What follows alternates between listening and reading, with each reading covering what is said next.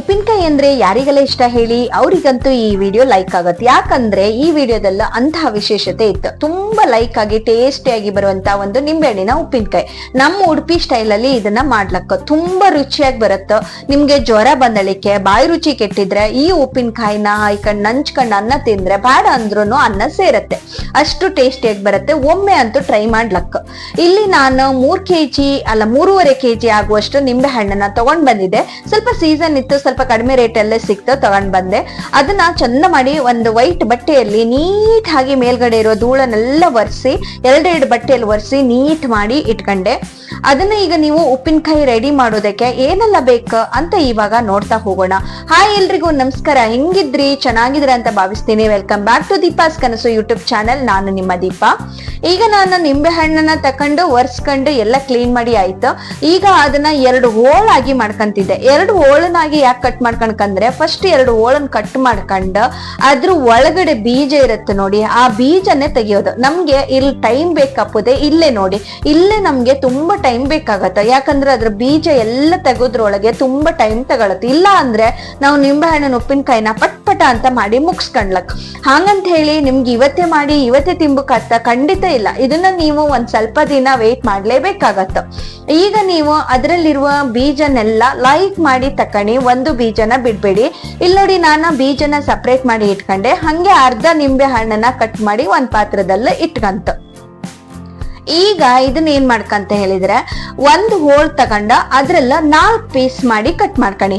ಈ ರೀತಿಯಾಗಿ ರೆಡಿ ಮಾಡ್ಕಣಕ ಆಯ್ತಾ. ಇದು ಕರೆಕ್ಟ್ ಸೈಜ್ ಅಲ್ಲಿ ಬರುತ್ತೆ. ಅಂದ್ರೆ 1 ಇಡೀ ನಿಂಬೆ ಹಣ್ಣಿನಲ್ಲಿ ನಿಮ್ಗೆ 8 ಹೋಳ ಆಗತ್ತ. ಈ ರೀತಿ ಮಾಡಿ ಕಟ್ ಮಾಡಿ ಇಟ್ಕಣಕ. ಎಲ್ಲದನ್ನ ಇದೇ ರೀತಿಯಲ್ಲೇ ಕಟ್ ಮಾಡಿ ಒಂದ್ ಪಾತ್ರದಲ್ಲ ಹಾಕಿ ರೆಡಿ ಮಾಡಿ ಇಟ್ಕಣಿ.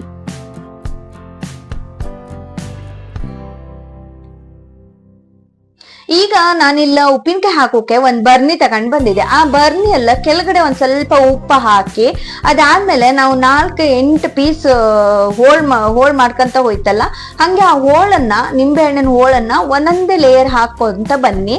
ಆ ನಿಂಬೆ ಹಣ್ಣಿನ ಲೇಯರ್ ಹಾಕದಂಗೆ ಒಂದ್ ಹಿಡಿ ಉಪ್ಪು ಹಾಕ್ತಾ ಬನ್ನಿ. ಕಡಿಕೆ ಮತ್ತೆ ಸ್ವಲ್ಪ ನಿಂಬೆ ಹಣ್ಣು ಹೋಳ, ಹಂಗೆ ಅದ್ರ ಸ್ವಲ್ಪ ಮೇಲಿಕ್ಕೆ ಉಪ್ಪು, ಅದೇ ರೀತಿ ಹಾಕ್ತಾ ಲೇಯರ್ ಹಾಕ್ತಾ ಬರ್ಕ.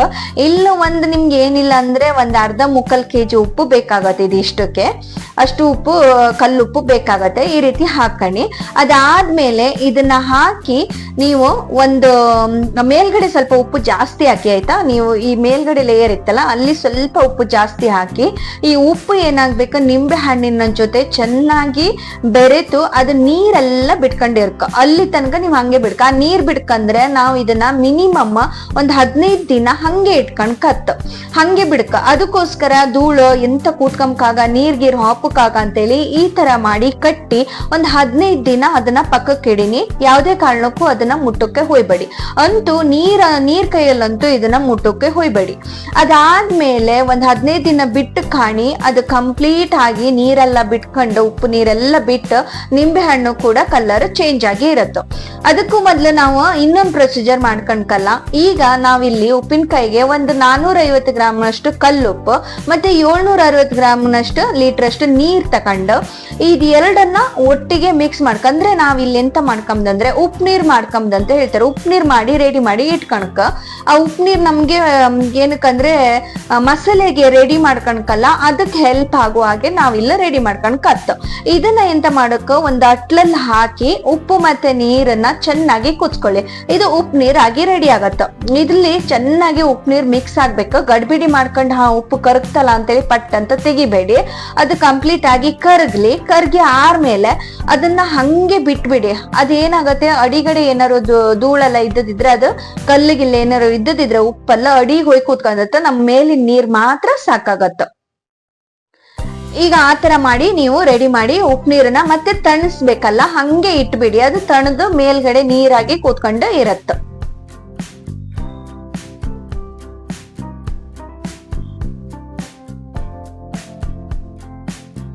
ಈ ತರ ಮಾಡ್ಕೊಂತ ಇರಿನಿ ಆಯ್ತಾ. ಇದಂತೂ ತುಂಬಾ ಟೇಸ್ಟಿಯಾಗಿ ಬರುತ್ತೆ. ಕೆಲವರು ಕೆಂಪು ಮಸಾಲೆ ಹಾಕಿ ಮಾಡ್ತಾರೆ, ಹಂಗೂ ಮಾಡ್ಬೋದು. ಇದು ಲೈಕ್ ಆಯ್ತಾ. ಈ ಉಪ್ಪಿನಕಾಯಿಗೆ ಅಂದ್ರೆ 3.5 kg ನಿಂಬೆಹಣ್ಣಿನ ಉಪ್ಪಿನಕಾಯಿಗೆ ನಾನಿಲ್ಲ ಶುಂಠಿ ತಗೊಂಡೆ. ಶುಂಠಿನ ಎಷ್ಟು 150 ಗ್ರಾಮ್ ಆಗುವಷ್ಟು ಶುಂಠಿ ತಕೊಂಡು ಅದನ್ನ ಸಣ್ಣದಾಗಿ ಕಟ್ ಮಾಡ್ಕೊಂಡು ರೆಡಿ ಮಾಡಿ ಇಟ್ಕೊಂಡಿದ್ದೆ. ಇದನ್ನೇ ಈಗ ನೀವು ಮೊದ್ಲೇ 15 ದಿನ ಉಪ್ಪಿಗೆ ಹಾಕಿ ನಿಂಬೆಹಣ್ಣು ಇಟ್ಟಿದ್ರಲ್ಲ ಹೋಳನ್ನ, ಅದೀಗ ಓಪನ್ ಮಾಡಿ ಕಂಡ್ರೆ ಕಲರ್ ಎಲ್ಲ ಚೇಂಜ್ ಆಯ್ತು. ಈ ರೀತಿಯಾಗಿ ರೆಡಿಯಾಗಿ ಇರತ್ತ. ಈ ಶುಂಠಿ ಕಟ್ ಮಾಡೋದನ್ನ ನಾವೀಗ ಅದಕ್ಕೆ ಹಾಕುವ. ಇಲ್ಲಿ ಮಸಾಲ ಅಷ್ಟೇ, ಶುಂಠಿ ಮತ್ತೆ ಮೆಣಸು ಅಷ್ಟೇ ಬೇಕಾಗಿರೋದು ಮಸಾಲೆ, ಮತ್ತೇನ್ ಬೇಕಾಗಿಲ್ಲ ಇಲ್ಲಿ. ಈ ಶುಂಠಿನ ನೀವು ಇದಕ್ಕೆ ಹಾಕಿ ಅಷ್ಟನ್ನು ಹಾಕಿ ಫುಲ್ ಕಲ್ಸ್ಬೇಕಾಯ್ತಾ. ಫುಲ್ ಅದನ್ನ ಮಿಕ್ಸ್ ಮಾಡ್ಬೇಕು. ಅದಕ್ಕೂ ಮೊದ್ಲಿಗ ನಾವ್ ಒಂದು ಚೂರ್ ಮೆಣಸು ತಗೊಳಕ, ನಮ್ ಕಡೆ ಎಲ್ಲ ಚೂರ್ ಮೆಣಸು ಅಂತ ಹೇಳ್ತಾರೆ, ಗಾಂಧಾರಿ ಮೆಣಸು ಅಂತ ಹೇಳ್ತಾರೆ. ಇದನ್ನ ನಿಮ್ಗೆ ಚಕ್ಕೆ ಏಲಕ್ಕಿ ಲವಂಗ ಎಲ್ಲ ಸಿಗತ್ತಲ್ಲ, ಅಂಗಡಿಯಲ್ಲೆಲ್ಲ ಸಿಗುತ್ತೆ, ಕೇಳಿದ್ರೆ ಸಣ್ಣ ಮೆಣಸು ಬರುತ್ತೆ. ಇದು ಡ್ರೈ ಅದ, ಹಸಿ ಅಲ್ಲ ಆಯ್ತಾ. ನಾನು ಅದನ್ನ ಸ್ವಲ್ಪ ಪೌಡ್ರ್ ಮಾಡ್ಕೊಂಡೆ, ಅಂದ್ರೆ ಕೈಯಲ್ಲೇ ಕುಟ್ಟಿದ್ದೆ. ಅದನ್ನ ಸ್ವಲ್ಪ ಇದ್ರಲ್ಲಿ ಕುಟ್ಟಿ ಪೌಡ್ರ್ ಮಾಡ್ಕೊಂಡೆ. ಪೌಡ್ರ್ ಮಾಡ್ಕೊಂಡ ಆದ್ಮೇಲೆ ಆ ನಿಂಬೆ ಹಣ್ಣಿನ ಇದಕ್ಕೇನೆ ಉಪ್ಪಿನಕಾಯಿ ಹಾಕಿರ್ತೀವಲ್ಲ ಅದಕ್ಕೆ ಹಾಕಿ ಅದಿಷ್ಟನ್ನು ಹಾಕಿ. ನಿಮ್ಗೆ ಇಲ್ಲಿ ಖಾರ ಜಾಸ್ತಿ ಬೇಕಂದ್ರೆ ಸ್ವಲ್ಪ ಜಾಸ್ತಿ ತಗೊಳ್ಳಿ. ನಾವ್ ಯಾವಾಗ್ಲೂ ಮೀಡಿಯಂ ಖಾರ ತಿನ್ನೋದು, ಅದಕ್ಕೆ ಎಷ್ಟು ಬೇಕೋ ಅಷ್ಟೇ ತಗೊಂಡಿದೀವಿ. ಮತ್ತೆ ನಾವು ಉಪ್ಪುನೀರ್ ಕಾಸಿ ಇಟ್ಕೊಂಡಿದೀವಲ್ಲ, ಆ ಉಪ್ಪು ನೀರನ್ನ ಇವಾಗ ನೀವು ಸೇರ್ಸ್ಕೋಬೇಕು. ಇಲ್ಲಿ ಯಾಕೆ ಉಪ್ಪು ನೀರ್ ಹಾಕೋದಂದ್ರೆ ನಮ್ಗೆ ಸ್ವಲ್ಪ ಗ್ರೇವಿ ತರ ಬರ್ಬೇಕು. ಒಂದೊಂದ್ ಬರೀ ಹೋಳ್ ತಿನ್ನುವಂಗಿದ್ರೆ ಚೆನ್ನಾಗಿರಲ್ಲ, ಜೊತೆಗೆ ಸ್ವಲ್ಪ ನೀರ್ ಗ್ರೇವಿ ಬೇಕಲ್ಲ, ಅದಕ್ಕೆ ಈ ಉಪ್ಪು ನೀರನ್ನ ಹಾಕಿದ್ರೆ ಅದು ಸ್ವಲ್ಪ ಗ್ರೇವಿ ಬರುತ್ತೆ. ನಮ್ಗೆ ಎಷ್ಟು ಹದಕ್ಕೆ ಗ್ರೇವಿ ಬೇಕೋ ಅಷ್ಟು ಹದಕ್ವರೆಗೆ ನೀವು ಇದನ್ನ ಉಪ್ಪು ನೀರನ್ನ ಸೇರ್ಸ್ಕಂತ ಈ ತರ ಮಿಕ್ಸ್ ಮಾಡಿ. ಇದನ್ನ ಕಂಪ್ಲೀಟ್ ಮಿಕ್ಸ್ ಮಾಡಿ ಆದ್ಮೇಲೆ ಇದನ್ನು ಸಹ ನೀವು 15 ದಿನ ಹಂಗೆ ಇಟ್ಬಿಡ್ಕು ಆಯ್ತಾ. ಇಮಿಡಿಯೇಟ್ ತಿಂಬಕ್ಕಾತಿಲ್ಲ, 15 ದಿನ ಹಂಗೆ ಇಟ್ಬೇಡಿ. ಅದಾದ್ಮೇಲೆ ಈ ತರ ರೆಡಿ ಆಗತ್ತೆ ಉಪ್ಪಿನಕಾಯಿ. ನಮ್ಗೀಗ ತಿಂಬೋದಕ್ಕೆ ತುಂಬಾ ರೆಡಿ ಆಯ್ತು ನೋಡಿ. ಈಗ ಒಂದು ಜ್ವರ ಬರ್ಲಿ ಇಲ್ಲ ಬಾಯಿ ರುಚಿ ಇಲ್ದೇ ಇರ್ಲಿ, ಇಂತಹ ಉಪ್ಪಿನಕಾಯಿ ಒಂದಿದ್ರೆ ಇತ್ತಲ್ಲ ಒಳ್ಳೆ ಊಟ ಸೇರುತ್ತೆ. ತುಂಬಾ ಲೈಕ್ ಆಯ್ತು ಮಾತ್ರ, ನನ್ಗಂತೂ ತುಂಬಾ ಇಷ್ಟ ಆಯ್ತು. ನಮ್ಮ ರಿಲೇಷನ್ ಎಲ್ಲ ಕೇಳಿದ್ರೆ, ಹಂಗಾಗಿ ಸಪ್ರೇಟ್ ಬಾಟ್ಲಲ್ಲಿ ಹಾಕಿ ಇಟ್ಕೊಂಡೆ ಎಲ್ರಿಗೂ ಬೇಕಂತ ಹೇಳಿ. ಸೊ ನಾವು ಸ್ವಲ್ಪ ತೆಗ್ದಿಟ್ಕಂತ ತುಂಬಾ ಚೆನ್ನಾಗಿ ಬಂತು. ಖಂಡಿತ ಒಮ್ಮೆ ಟ್ರೈ ಮಾಡಿ ಈ ನಿಂಬೆಹಣ್ಣಿನ ಉಪ್ಪಿನಕಾಯಿನ. ಎಷ್ಟು ಲೈಕ್ ಬಂತಂದ ಹೇಳ್ರೆ ಊಟ ಬೇಡ ಅನ್ನೋವರೆಗೂ ಊಟ ಸೇರತ್ತೆ, ಅಷ್ಟು ಲೈಕ್ ಆಯ್ತು. ಇದು ನಿಮ್ಗೆ ನೋಡೋದಕ್ಕೆ ತುಂಬಾ ಸಿಂಪಲ್ ಅಂತ ಅನ್ಸ್ಬೋದು, ಆದ್ರೆ ಇದ್ರ ಟೇಸ್ಟ್ ಮಾತ್ರ ಸೂಪರ್ ಆಗೇ ಇತ್ತು. ನಾವಿಲ್ಲಿ ಯೂಸ್ ಮಾಡೋದೆ ಅಂತ ಅಂದ್ರೆ ಬರೀ ನಿಂಬೆ ಹಣ್ಣು, ಶುಂಠಿ ಮತ್ತೆ ಮೆಣಸು ಹಾಕಿತ್ತು ಅಷ್ಟೇ ಅಲ್ಲ, ಮತ್ತೆ ಉಪ್ಪು ನೀರ್ ಬಳಸ್ಕೊಂಡಿತ್ತು ಅಷ್ಟೇ, ಬಿಟ್ರೆ ಮತ್ತೆ ಎಂತ ಇಲ್ಲ ಇದಕ್ಕೆ ಮಸಾಲೆ. ಇನ್ನೊಂದಂದ್ರೆ ಕೆಂಪು ಮೆಣಸು ಹಾಕಿ ಮಾತ್ರ ಅದು ಲೈಕ್ ಆಯ್ತು. ಬಟ್ ಇದೊಂಥರ ಡಿಫ್ರೆಂಟ್ ಆಗಿ ಇತ್ತು ನೋಡಿ, ತುಂಬಾ ಚೆನ್ನಾಗಿ ಬರುತ್ತೆ. ಒಮ್ಮೆ ಟ್ರೈ ಮಾಡ್ಲಕ್ಕ ಖಂಡಿತ ಟ್ರೈ ಮಾಡಿ ಅಂತ ಹೇಳ್ತೀನಿ, ಅಷ್ಟು ಚೆನ್ನಾಗಿ ಬಂದಿದೆ. ನನ್ನ ಈ ವಿಡಿಯೋ ನಿಮ್ಗೆ ಇಷ್ಟ ಆಗಿದ್ರೆ ಖಂಡಿತ ಒಂದು ಲೈಕ್ ಮಾಡಿ, ಹಾಗೆ ಫ್ರೆಂಡ್ಸ್ ಫ್ಯಾಮಿಲಿ ಜೊತೆ ಶೇರ್ ಮಾಡಿ. ಚಾನೆಲ್ ಇನ್ನು ಸಬ್ಸ್ಕ್ರೈಬ್ ಆಗದೆ ನೋಡ್ತಾ ಇದ್ರಾ, ಇಂತಹ ಎಲ್ಲ ತರದ ವಿಡಿಯೋಗಾಗಿ ಚಾನೆಲ್ ಅನ್ನ ಸಬ್ಸ್ಕ್ರೈಬ್ ಕೂಡ ಮಾಡ್ಕೊಂಡು ಪಕ್ಕದಲ್ಲಿರುವ ಬೆಲ್ ಐಕನ್ ಪ್ರೆಸ್ ಮಾಡಿ ಆಲ್ ಅಂತ ಕ್ಲಿಕ್ ಮಾಡಿದ್ರೆ ನಾನು ನೆಕ್ಸ್ಟ್ ಯಾವುದೇ ತರದ ವಿಡಿಯೋ ಹಾಕಿದ್ರು ಕೂಡ ನಿಮ್ಗೆ ಸಿಗತ್ತೆ. ಈ ವಿಡಿಯೋ ನಿಮ್ಗೆ ಹೇಗೆ ಅನಿಸಿತು ಅಂತ ಹೇಳಿ ನನಗೆ ಒಂದು ಕಮೆಂಟ್ ಮೂಲಕ ತಿಳಿಸಿ ಅಂತ ಹೇಳ್ತಾ ಇವತ್ತಿನ ವಿಡಿಯೋವನ್ನ ನಾನು ಇಲ್ಲಿಗೆ ಮುಕ್ತಾಯಗೊಳಿಸ್ತಿದ್ದೀನಿ. Thank you so much. Bye bye friends.